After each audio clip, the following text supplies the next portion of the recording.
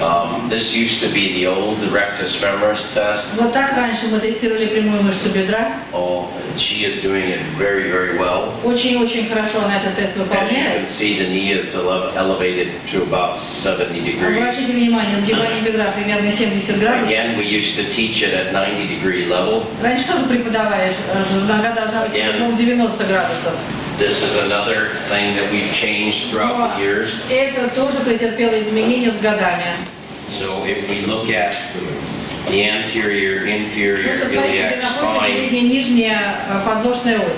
as soon as you bring the knee up to Как 90 только degrees, сгибаешь бедро под углом 90 градусов, there is very little capacity to flex the hip anymore by that muscle. по сути, мышца утрачивает всякую способность сгибать бедро Because дальше. we've aligned the origin and insertion Потому что начальное и конечное прикрепление оказывается, so по that сути, на одной when this линии. muscle contracts, it Поэтому, actually когда мышца pulls сокращается, linearly. она There we go. создает эффект осевой компрессии. It pulls linearly, То есть действие мышцы становится линейным, compacts the hip. что по сути вжимает головку бедра в верхушную To пальцем. test it in this fashion does not test the rectus femoris. Поэтому в этом случае мы уже тестируем не прямую мышцу бедра, It tests the psoas, а тестируем поясничную. because the psoas has a very strong pull Поясничная оказывает to очень сильную continue to тягу flex the hip. в попытке There are увеличить.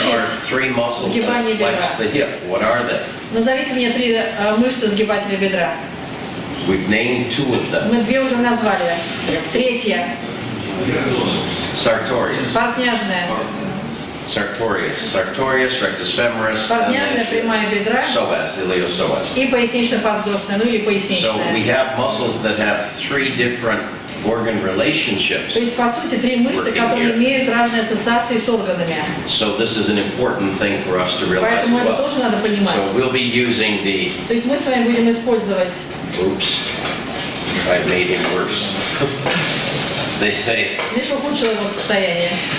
oh well, Ну ладно. they say, at least don't make your patient worse. Okay, Извлеките и из этого урок. Не делайте ничего, чтобы вашему пациенту после вас стало хуже. we'll look at him later. Ладно, So делаем его состояние потом. this is why we don't use this test anymore.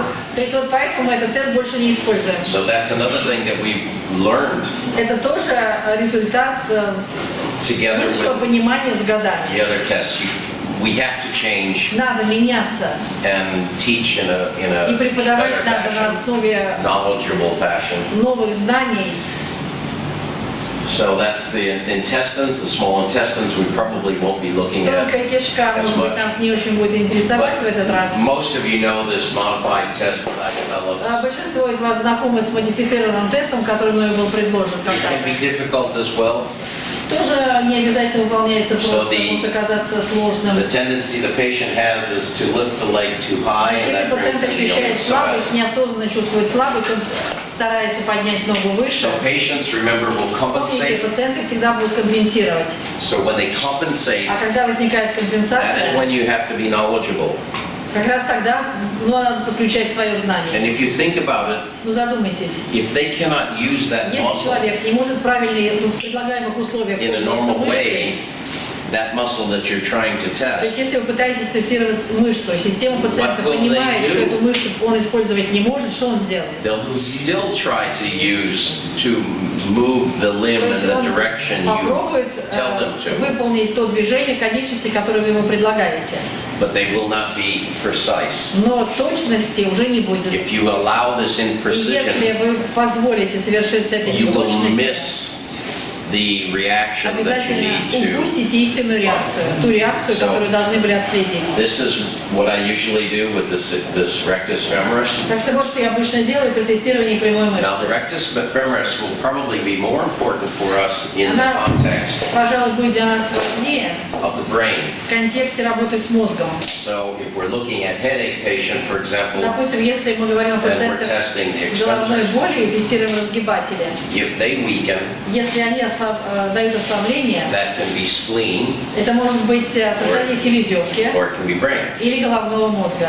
So, if you want to see if you're looking at the brain Так and что, not the spleen, если хотите дифференцировать одно от другого, знать, что вы работаете с мозгом, а in не a с headache селезенкой, patient, Если у пациента головная боль, you go to the rectus femoris, which идите к is прямой мышце бедра.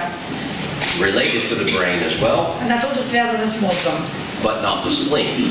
И тогда сумеет, то есть, но она не связана с селезенкой. If the brain is incongruent or Если has incongruency, мозг находится в состоянии неконгруентности, which we call discoherence. что я называю рассогласованностью, Now, discoherence in рассогласованность